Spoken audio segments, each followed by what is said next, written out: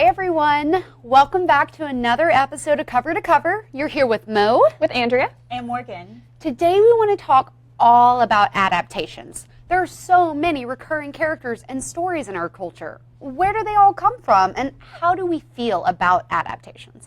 But first, we have some notable moments in literature history that we need to reflect on.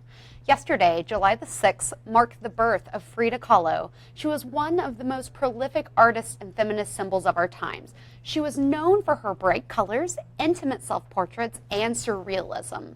For me, she's always been a fascinating subject in writings. In celebration of her life, I would like to recommend a book by one of my favorite authors that involves Frida Kahlo. The Lacuna by Barbara Kingsolver is a great book to add to your summer reading list if you're craving interesting relationships, adventures, and just a touch of mystery. Frida Kahlo is a character in the novel, and the events are loosely based on some occurrences in her life while she lived in Mexico married to Diego Rivera. So, have you guys read any Barbara Kingsolver before? No, but from what you've talked about with that one, that's definitely one that I will have to add to my list. I think this is a really great starting point if you have not read. The Poisonwood Bible is usually where people start with her, which is a really intense sort of fictional ethnography situation. This is a little bit lighter, more fun book, especially for the summer, because it does take place in Mexico and they're going to lots of cenotes and enjoying lots of summer activities. Oh, cool. Yeah, I love that. It's a really good one to add for that list. Well, awesome. And also, revered American author William Faulkner died on July 6, 1962 at the age of 64. Faulkner is best known for his novels based on his experiences in Mississippi, where he lived most of his life. In 1949, Faulkner received the Nobel Prize in Literature for his powerful and artistically unique contribution to the modern American novel. He won 2 Pulitzer Prizes for his works, A Fable and The Reivers.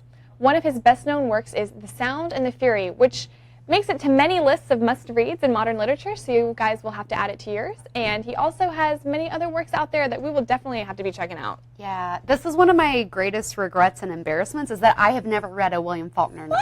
I know. I don't know what I'm doing with my life. I feel lost and confused. What's your favorite?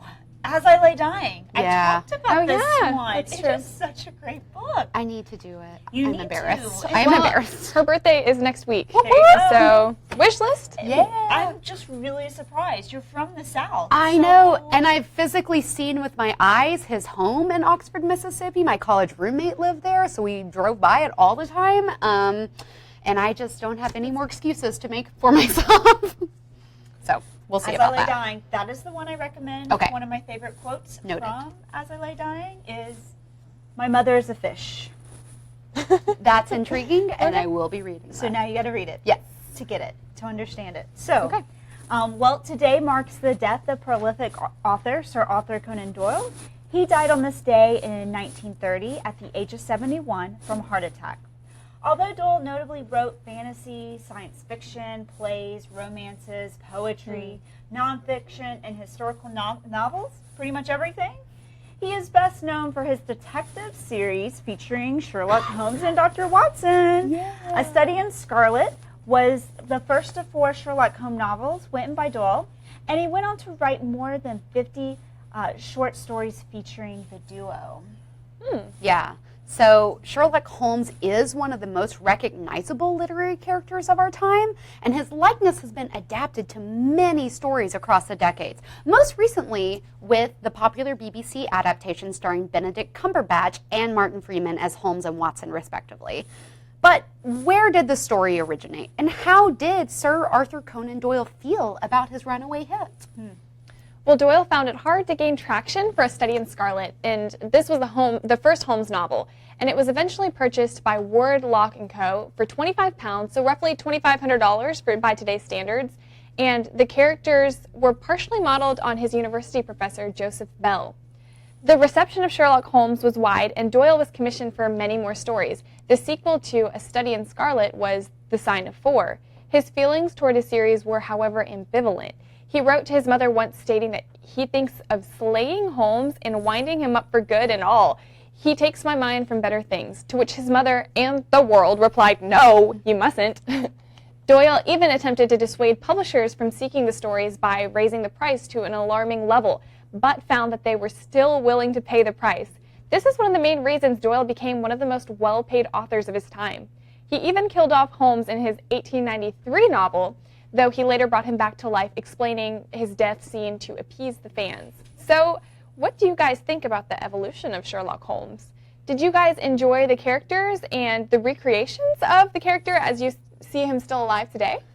First of all, I love that he just killed Sherlock Holmes off because he was over it. And then later he was like, okay, everyone's real mad about this. So he just like wrote it away. And he was like, no, that time when he died, actually just Moriarty died. And Sherlock totally Sherlocked out of it and is totally fine. And that's an acceptable solution to that problem. Yeah, that's Doyle being like super extra. Yeah, I'm just saying. I like it. I like it. I do love the recreations because I think, as we've talked about a lot on the show, we want to get people reading, and so hopefully watching the TV show gets you into the book. Yeah, for sure. And I definitely want to check out these novels. Like, that's not really my genre as I've talked about, but I'm definitely wanting to get into it, and I kind of feel the same as you do. I went to Paris to the hotel, I think it was Hotel du Louvre or Hotel de Triomphe, and I stayed there, and they had like a dedication to Sherlock Holmes, and I thought that was so cool, and I still haven't read his work. It happens. The works with Sir Arthur Conan Doyle. You know what? We have to forgive ourselves for these amazing things we haven't read because there's too much to read. You couldn't possibly have done it. And I mean, is that the complete works? Yes. It's an enormous amount of reading to do. It's 4 complete favorite short story and just kind of sparse it out that way. I know what you can do. Take it to the gym, read it, and use it as weights. Yeah, lift it up. Yeah, get your workouts. Well, let us know in the comments if you love Sherlock Holmes and what your favorite story is. Right now, ladies, we're going to take a quick break, and when we get back, we're going to explore what books we should read now based on your childhood favorites and talk about how some of those things have been adapted over the years. So we'll see you in a minute.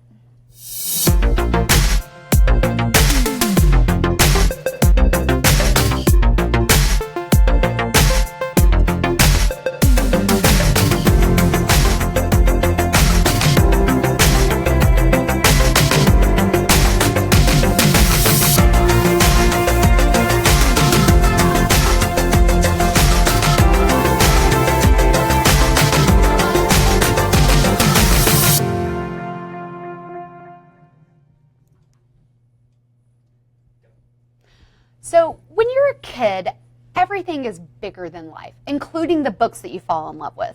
These stories shape our future consumption of literature and oftentimes who we are at heart. So it's natural that we cling to these loves and strive to have more examples of them in our life. So if you comb the internet, you can find a few articles to give you great suggestions for what you should read today based on children's books that you know and love. So we would like to present to you our top 10 reads based on our childhood favorites. So if you loved The Giver like I did by Lois Lowry, you should definitely check out Never Let Me Go. And oh my gosh, The Giver is like my fave of all time. So good. Yes. Total classic. Absolutely. And another one you guys should check out, if you loved Sideways Stories from Wayside School by Louis Sacker, you should check out Catch-22 by Joseph Heller. What do you guys think about that? Have either of y'all read Catch-22? Yes. Yeah. So everyone should read that. I think it's an interesting connection to draw from the Sideways stories because those are really interesting children's reads. So I think everyone should read all that. Yeah. Great. Also, if you loved the Harry Potter series, which, I mean, who doesn't? You should definitely check out The Magicians by Lev Grossman. Yeah. Sorry to jump in there. I love The Magicians, but I will say it is definitely for adult audiences. It is not for kids who are like, I love Harry Potter, what should I read next? You shouldn't read that. You should wait 10 years. If you're still living in the Harry Potter world, check out The Magicians. Yeah.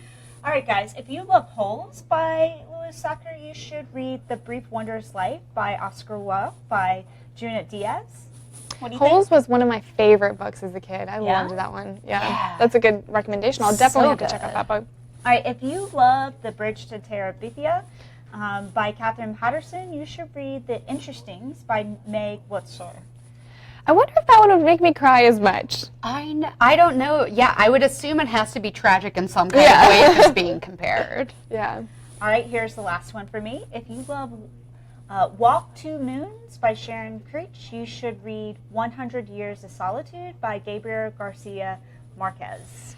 So Gabriel Garcia Marquez won the Nobel Prize in Literature in 1982. So I haven't read that book, but if if that person wrote it, Yeah. it's probably excellent, and I definitely am adding that to my TBR Sounds list. good. Yeah, I Right. should too. All right, well, if you loved The Phantom Tollbooth by Norton Juster, you should read Stardust by Neil Gaiman. Good recommendation. Great recommendation. So Stardust is definitely one to good. be adding. Yeah, and that's even one you can read at a younger age. I would say probably 13 and up is acceptable. Yeah, they have a movie out of Stardust with Claire Danes as well, and I mean that's a movie that you could show to kids as well. Oh, for sure. The book is like a touch racier than the movie was, but totally good. And also, just good suggestions. I love The Phantom Tollbooth. If you guys haven't read that, that's a great introduction to your children for time travel, if you're interested in that sort of thing. So if you love The Hobbit by J.R.R. Tolkien, you should read Gentlemen of the Road by Michael Chabon. So I've never heard of that book, but Me neither. instantly I'm going to read it because y'all know I love me some Tolkien. Absolutely. If you loved James and the Giant Peach by Roald Dahl, you should read Kafka on the Shore by Haruki Murakami. I loved all of Roald Dahl's books growing up. Like he had Charlie in the Chocolate Factory, Charlie in the Great Glass Elevator. Yeah. He had, I think, Matilda. Yeah. And he had, I mean, so many great books. So I'll definitely have to check out this author because I haven't heard of him. So for him to be yeah. compared. I haven't read that book for sure. I've heard the name, so it's got the name recognition, but definitely haven't read it. And also, I love how some of these authors are recurring, like Louis Sacker and people like Roald Dahl. Like those are just in general, children should read all of those books. Yes. Absolutely. Yeah. And if you loved The Westing Game by Ellen Raskin, you should read Mr. Penumbra's 24-Hour Bookstore by Robin Sloan. Now, that's an intriguing book title, to say the least. Yeah, for sure. Yeah, so I'm not sure about that book, but I will be checking it out. And those are all really good suggestions in general. Have you guys read any of those at all? Like, did you read most of the kids' books on that list? Yeah. Yeah. Kids' books, yes. Yeah, so if you guys have read any of those, y'all should let us know in the comments, and we should check out some of the newer ones we haven't read. Yes. So speaking of children's books that go on to inspire adults, how do you guys feel about the Brothers Grimm? Much like Sherlock Holmes and Dr. Watson, the characters and stories that originated with the Brothers Grimm have grown legs and evolved. Jacob and Wilhelm Grimm didn't personally pen all of our favorite fairy tales, but they did write them down in a collection so that we would have a lasting record of them. 200 years ago, they began their collection in 1812 and published 7 revised editions between then and 1857. The final version is the one we know and love today, and it's the recognizable from the first edition published. In the vein of that, Grimm's fairy tales have been appropriated, changed, and adapted over the years to many versions. So how do we feel about the evolution of the stories, and what are some of our favorites? Yeah, so the Brothers Grimm gave us this great collection that is totally adapted, especially through Disney and many other facets. And a lot of the stories are just reappropriated the same way that Shakespeare stories are reappropriated to tell kind of a modern version of them. Some of the most recognizable ones to me are Sleeping Beauty, Little Red Riding Hood, Hansel and Gretel, Rapunzel, Snow White and Cinderella are notable Disney classics. Yeah, for sure. So it's just crazy that all of that information came from one source, and now it's just everywhere. Yeah, you can't, get away from those fairy tales at all. No. That's awesome. No, well, let us know in the comments what are some of your favorite fairy tales and how you feel about seeing them adapted in so many different ways. In the meanwhile, let's see what kind of bedtime story Tiffany can recommend for us today. In honor of this weekend's full moon, Tiffany is recommending some books based on our celestial attunement. So, Tiffany, tell us more. What's on your nightstand? I'm Tiffany, and today I've got book recommendations for every sign in the Zodiac.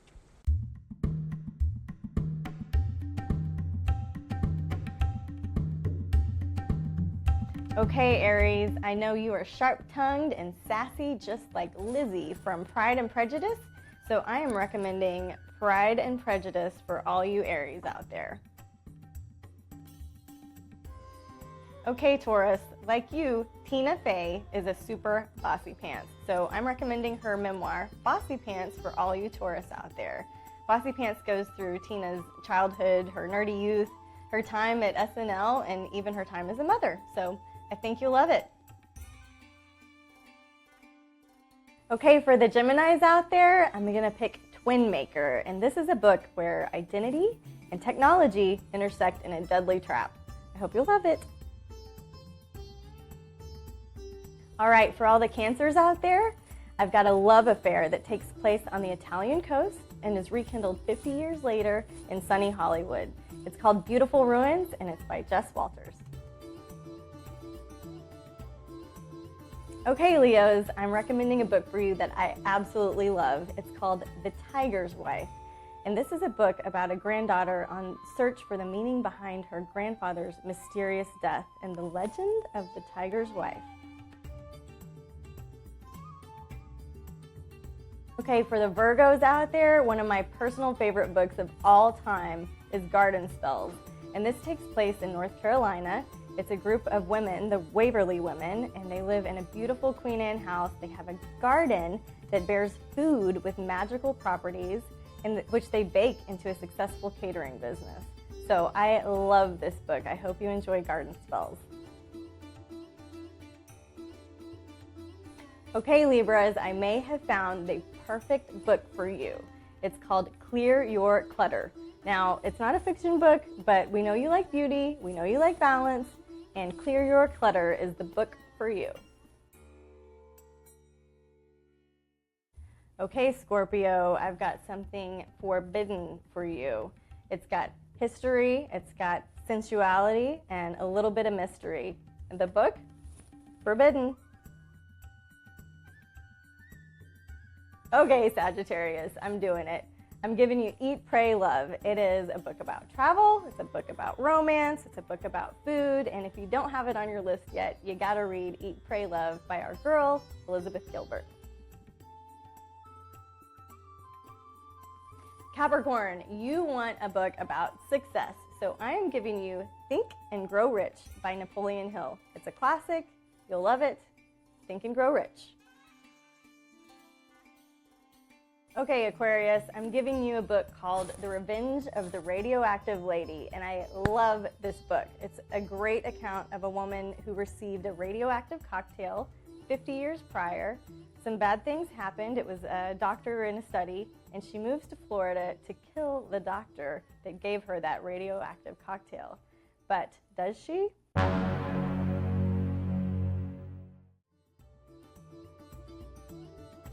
Okay, sweet Pisces, how about The Lovely Bones? This story is told from the perspective of a dead teenager in her own personal heaven, watching her friends and family cope with her murder. It's a thinker, it's a feeler, and you're gonna love it. So get out your magic 8-ball and enjoy reading. Hey. Thanks so much, Tiffany, and shout out to David, my fellow Gemini, and Charlotte. I think it's great that Hansel and Gretel began your love for horror, and it's very appropriate. So we here at Cover to Cover know and love Tiffany as our celestial guru, and in celebration of all of the Cancers that are having birthdays right now, we want to give a shout out and have that flash sale of Beautiful Ruins by Jess Walters at the end of our show. So for 19 minutes after this episode, you can get your copy for 99 cents, and we will share that link for you guys. Well, personally being a Cancer, I will definitely have to get myself a copy of that. Okay, but first, I have one more thing on the subject of adaptations. Gregory Maguire is another author who's famous for adapting fairy tales. His framework involves retelling famous stories from the villain's side. You might recognize him from his most famous work, Wicked, The Life and Times of the Wicked Witch of the West. He had wild success with this story that went on to spawn one of the most popular Broadway musicals ever, Wicked. His book also had subsequent sequels, and the series together is known as The Wicked Years. The other books in the series are Son of a Witch, A Lion Among Men, and Out of Oz. Have you guys ever read a Gregory Maguire book? And how do you feel about the villains becoming the heroes? I love that when you humanize villains. So a series that I really love is Once Upon a Time, and they do that. They'll go and give you the whole backstory of each villain in each of the fairy tales, and I would love to see that more in books, so I'll have to check out his books. Love Wicked, absolutely love Wicked, but I mean, who couldn't love Wicked, obviously. Definitely. So great. Confession, I've never read it. Any of his books, sorry. That's totally acceptable. I actually probably wouldn't have if it wasn't for Wicked. Wicked was the first one I found. It's not by far the only one he's written. He has a huge selection. He wrote one called Confessions of an Ugly Stepsister that's from the perspective of one of Cinderella's stepsisters. And then he wrote one called Mirror, Mirror that's from the perspective of the witch from Snow White. So I think it's really interesting, and it is nice to give you kind of the backstory, because when you see it from the original hero's side, you know, you don't know what Elphaba's life was like. And, like, she was good people in this story. And, like, you can really get behind her story and see where she's coming from. And, sure, she can be a little wicked, but she had her reasons. Exactly. And I think you can take that along with you in life, you know, to realize that people might be having a rough day or having a rough life, obviously. And so to really realize that everyone's human. Everyone's gone through stuff. Yeah, and you should always just try to see basically from someone else's perspective. Put yourself in their shoes. So if you guys have read any Gregory Maguire, or if you have any other suggestions of villains being hero types, we'd love to hear about that. Yep. Yeah. Let us know in the comments what books you love and book adaptations you love. And so we can add them to our TBR list. Well, ladies, it's that time of the show where we ask people to share the post so you can get a free t-shirt, which I'm wearing today. I'm wearing the women's v-neck, so we have it in crew neck as well. So all you have to do is share this post, then send us a message and let us know if you like v-neck or crew neck, your size, and your mailing address, and we will get that out to you. And don't forget about our flash sale that I told you guys about of Beautiful Ruins by Jess Walters. So every episode, at the end, for 19 minutes, we have a flash sale of a book for 99 cents. So be sure to grab your copy. And I'm talking to you, Cancers. Yes. Well, thank you guys so much for joining us today. We hope you have an excellent weekend. I'm Mo. I'm Andrea. And I'm Morgan. And we will be back on Monday, July 10th, my birthday, at 12 p.m. Eastern, 11 a.m. Central Time. Until then, keep reading, writing, and being awesome. I know we will. Bye. Bye.